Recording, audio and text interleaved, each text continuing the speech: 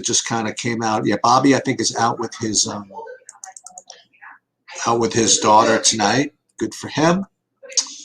And so we're going to do this on our own here. I just want to run something real quick. Just kind of in the background. Actually, yeah, we're going to do two things. We're going to run something on FanDuel in the background, then we're going to run DraftKings in the background, then we're going to come and get the results and then go through these games because I do still have to do my my DraftKings lineups. Okay. I guess I could show you what I'm doing. I guess it doesn't make too much of a difference. So I want to go over a little bit of news that kind of came out. I don't even know who's here or whatever it is. I'll try my best to keep my I'm going to try my best to keep abreast of the chat as well. So the news that came across recently was two things. Number one, maybe less important. Well, Joe Ingles is playing. So Joe Ingles playing does several things. Number one, it reduces the viability of Jordan Clarkson to some extent. It also reduces the viability of who's the other guy? Not exactly. Oh, for the most part, Jordan Clarkson, and also a little bit of Bojan Bogdanovic. Also, they kind of dropped down the list a little bit. It really didn't affect the main guys, Mitchell and Gobert.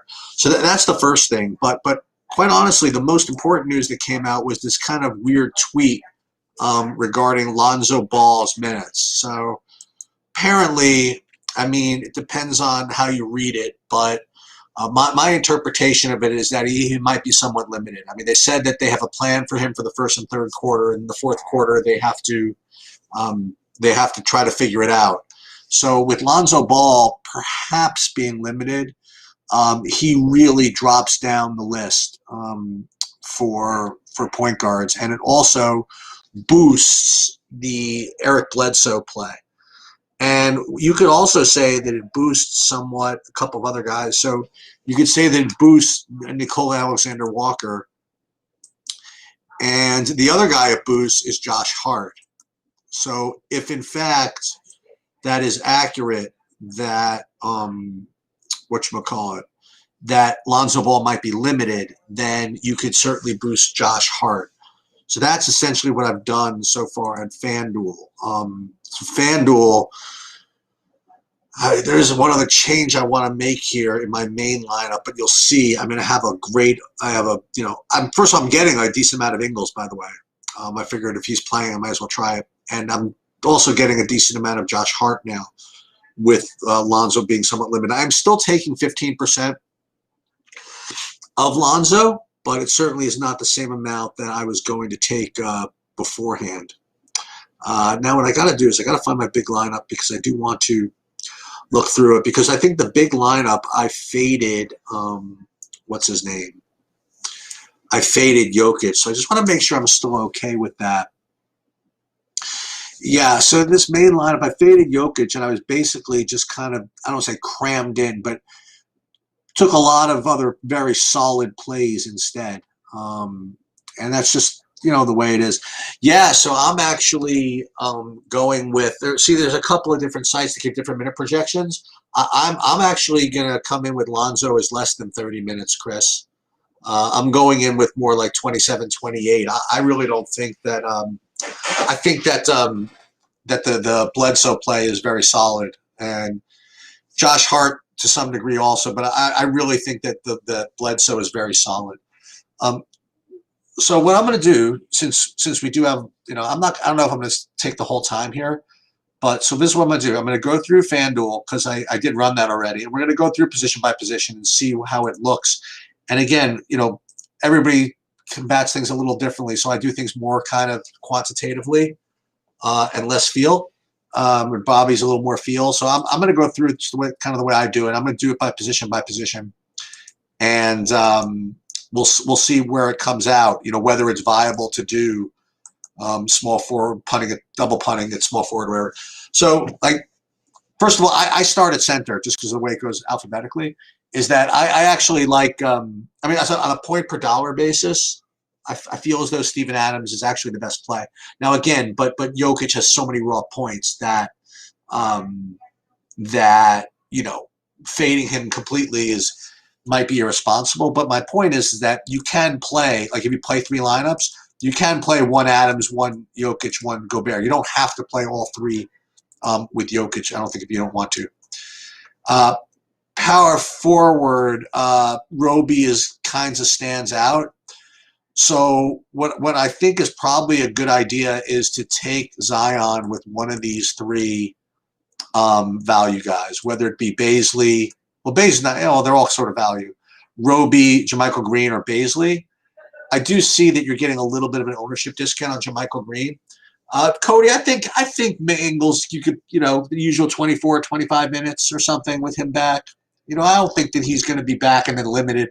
You know what I mean? I think he's going to come back and play his normal, normal role. So I don't think that that's really in risk. So power forward, you do Zion with either of these two guys. I think you're cool. I don't know if I want to go be too fancy about like Millsap or Muscala. Royce O'Neal could be interesting, but he's kind of expensive. I never thought he'd be this expensive on FanDuel.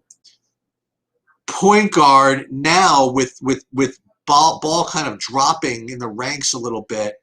Now George Hill and Bledsoe rate to be kind of the two best point per dollar plays. But what I'm doing, I'll re-rank these accounting for raw points in a minute. But I kind of like the raw, again, just because you don't have that many options, I have no problem paying for Mike Conley here. I mean, it's fine. I mean, it's probably not the greatest play in and of itself, but in the context of this slate, I think it's fine. And then shooting guard, again, I don't like Clarkson with Ingles in the game. I know. Hey, and you know what? Bobby might disagree because I think Bobby's going to say, you know what, with Ingles in, maybe Clarkson will get lower ownership, and yeah, I guess that makes sense. But I don't know, man. I just think it's a real tough sell for me to play Clarkson at this price with him out. I think he really just drops almost off the map for me. So for me, it's just Shea, Donovan Mitchell, and Diallo. So what I'm going to do, I'm going to do the same thing. I'm going to run my DraftKings build. This is with the new minutes projections, by the way, that just came out like I said, for Lonzo, and also the Ingles thing. And now let me just see how things kind of change. So I do have to change some lineups here. So let me see who just rates to be a good place. Then we'll build lineups. So again, if you get Jokic in, I mean, he's obviously like clearly the best play.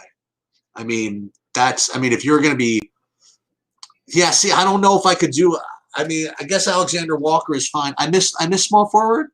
I don't think I missed it. Here, I'll go back. Just give me 1 second. Actually, I'll do it now. Yeah, so small forward. Sorry about that. I thought I went over there.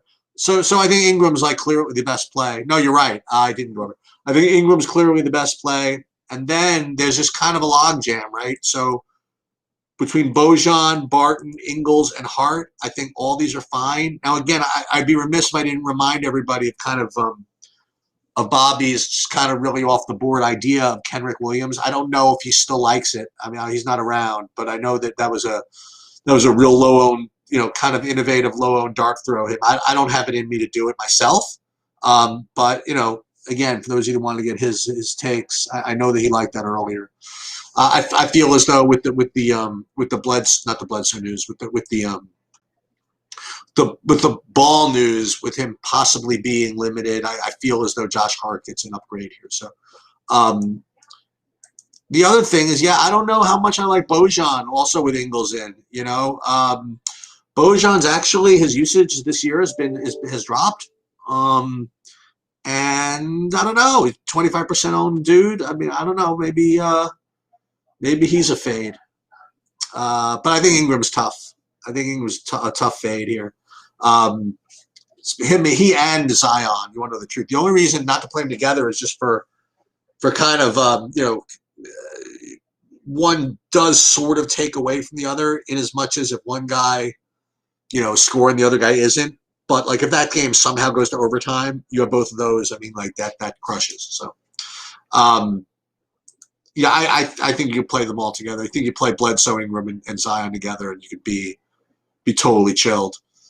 All right, let me get back into DraftKings. I did want to look at this for a minute. Let me just see with the new minutes projections how these guys. So Roby still looks like George Hill just becomes like a really, really strong play. Muscala looks good. Like all these guys, I mean, Muscala, imagine, I think I might end up playing Muscala and Roby together. That would be a little bit different. Maybe it's kind of stupid. I don't know, on a 2-game slate. So this is what I like to do. Again, I just kind of show you my thing. So now that I don't think my projections are going to really change. So what I like to do is I like to run these through, again, this is what I do. I run these through SaberSim because I'm a big SaberSim guy for multi-tape, for multi-entering. I build some, and again, I'm not as good at Bobby as kind of like creating those low-owned lineups, and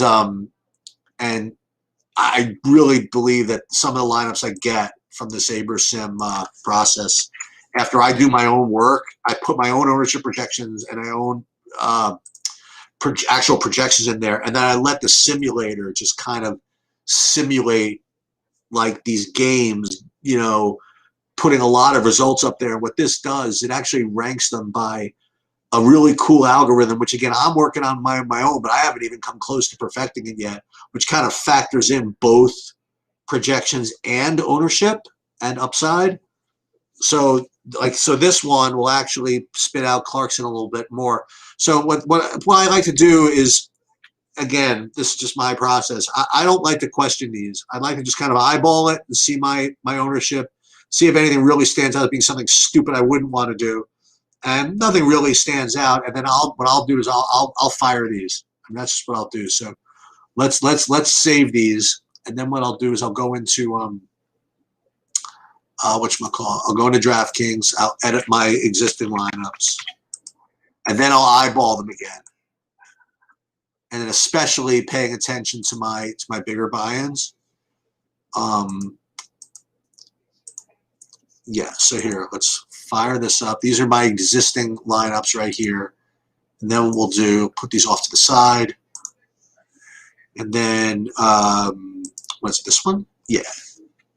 And these are the newly created lineups. I will just insert those. And again, in these lottery ticket tournaments, where you got to beat a zillion people, I have found that my instincts and my own biases kind of get in the way sometimes of making good lineups. So we're going to let an unbiased observer, an unbiased algorithm kind of put all my work together. And then what I'll do is I'll go in and I'll just kind of take a look and see if, then I'll eyeball it and see if anything really, really stands out as being ultra stupid.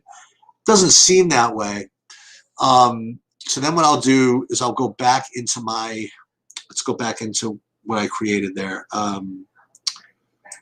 So this was the DK. So I'm going to keep this one the same, which was Bledsoe and Alexander Walker. This one's got O'Neal in it all. So this is all these guys. So what I'm going to do is I'm going to run another one just so I have kind of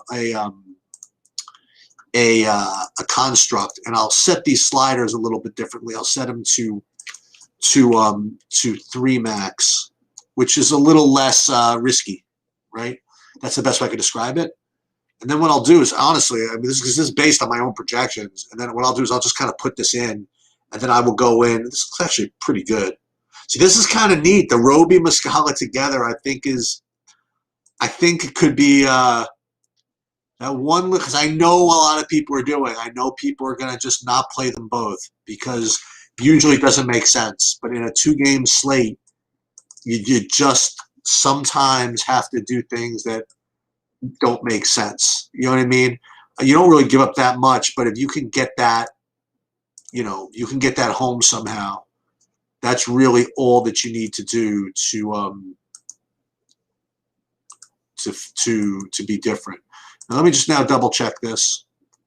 Is there much of a difference between Monte Morris and PJ Tucker? No, I don't think so. I don't think so. So let's look at upcoming. I just want to look at my big buy-in so that. And this is the one with Roby and what's his name? So this is Roby and it's good. And then everything else is just pretty standard, right? Jokic, Jamal Green, Barton, and it's got the heavy duty the Utah over there. It's got the George Hill, but then Roby and Muscala. That's the interesting one. So hopefully Roby gets in there enough time to get there, and then maybe we blow out, and then Muscala gets in. We'll see. We'll see how that goes. The only thing I might change, and this would be in deference to Bobby, right, is can't play the Kira Lewis. I'm not. I just can't do it, man. I'm sorry, Bobby. You're gonna have to win without me. I can't do Nickeila Alexander Walker 5,400. And who is the other guy? Who is that? The Galaxy brained play? Kenrick Williams, right? Where is he? Where did Kendrick Williams go? Oh, wrong team? Hold on. Oh, he's on OKC. No one. And then there's Theo Maledon. So that's the one. The good thing is I can't afford him. Excellent. So that solves that problem. This way I don't have to worry about playing Kenrick Williams because I can't afford him. Excellent. Do I play Theo Maledon? Yeah, I didn't. I just didn't. You know what I mean? Like, I'm going to, again, I don't want to say slave to projections, but let me just see if he's even close, right? If he's close, maybe I will take a shot. Let's just take a look. And then let's look at OKC guys. Theo Maledon. Yeah, I mean, he's fine. He's a little worse than maybe Amadou Diallo. It's only 3,500. Yeah, I guess that's fine. That could be the one that gets me, right? So, I can't afford him either. Excellent. Excellent. So I think Theo Maledon is fine. He doesn't feel like a high upside guy, but at that price, I mean, if you're just looking to get 15 so that you can get in Jokic, I guess that's fine. You know, again, I don't think I am going to do it. Now, let me see if I can get any of him come out. No. So this is what I like to do. This will be fun. Do I get any of Maledon in here? No, I don't even get him with 20 lineups. Let's see if I played 150 lineups. I mean, I'm sure I'd have to get it, but let's just see if I played 50. If I play 50 lineups, given projections, given the possibility for upside, again, which is all this factors in, let me see how much Theo Maledon I get. Let's see if I get any Kenrick Williams. Let's see if I get any of these punt plays that I'm going to kill myself for not playing. So let's just take a look. All right. So let's see. Point guard. See, I'm not even getting there. I'm not getting to any of that. So that's just that's the way that goes, I guess. So here's Maledon. Wait, I just saw him, didn't I? Didn't I see a Maledon in here somewhere? No. No, I didn't get to him. So that's my take. Everybody's got their own, but that's my. I'm not getting to him. So what else? I mean, again, this is pretty much it. I'll take a couple of questions, and I guess we'll be just kind of on their way. I mean, let me just look at my disc. I got let me fire up my Discord, and then I'll see if any news has come out that I should be aware of. It doesn't look like it though. Let's see. Hold on. No, I don't really see all that much. People are just kind of just spewing. Conley, correlate, Mitchell, and people are now starting to overthink. So it's a pretty in a way pretty. I don't want to say standard slate, but there are not that many options. Just don't go too crazy on it. Oh, you know what I'll do? just just just special bonus coverage. Just because I'm here. If any of you guys are interested in this, MMA actually, there's two slates. There's a Saturday slate and there's a slate tomorrow morning. It starts at 9 a.m. And if any of you play that, I'll just kind of just show you. And I'm gonna go do some. We're gonna do some golf tomorrow, but just want to show you and go through like kind of the main guys that I like. So in the main event, the Chiesa versus Magny, I like Chiesa a lot here. And then I just want to just kind of go over like the key fights to want to kind of to stack, not stack, to key on. This Moreira Villanueva fight, it's like a terrible fight, but they're both just awful, and one of them is just they just both get knocked out like on the reg. So one of them is probably going to get knocked out pretty early. So you probably want to take, if you play one lineup, play one of them. Play two lineups, take one of each. So Villanueva, him. This guy's really good, Laziz. I'm going to play him, but I'm also going to play a little of Alves. He's a decent long shot. Simone is a pretty good favorite. I'm taking him. I'm not taking Nurmagomedov, whatever, how you pronounce his name. He's very expensive. I'm just not getting him. This is the one female fight I'm going to fight. I'm going to get some. This Fiorello is she's in a good spot. This fight, Jones Davis, I have a piece of a lot of this. Figueiredo, he's that's a name. His brother is like really good, but he might get a little too owned as a result. If anything, I like Rivera. Don't like any of this fight. Don't like any Suma Mujera is probably a lock. Yeah, I am going to play the McGregor slate. I'm going to take a look at that over the next couple of days. This is an interesting fight. Tyson Nam against Schnell. You definitely want to get, again, you play two lineups. I play one of each of those. So just to kind of just see what my exposures are. Here they are. I have 90% of Chiesa in the main event. And I'm probably going to stick with that. And then I guess my next highest owned guy is Simone. He's going to win. I hope he scores enough fantasy points to pay off his price tag, which is really a lot. And then I basically just kind of like didn't take any huge stands on anybody. I just kind of just used those key fights and got a little of all of them. So like you see, like Villanueva 60%, but Moreira's got 40%. They're fighting each other. Schnell and Nam, I got a good amount of both of those. So that's kind of what I'm doing there. Let me just take a look. Last thing at the at my Discord. Scala seems like a terrible play. That's good. People think that. Yeah. So I guess that's about it. Any other questions? I guess that's all. We're going to get back tomorrow. I'm going to do some golf. Good luck in the NBA tonight. And yeah, that's it. Talk to you guys later.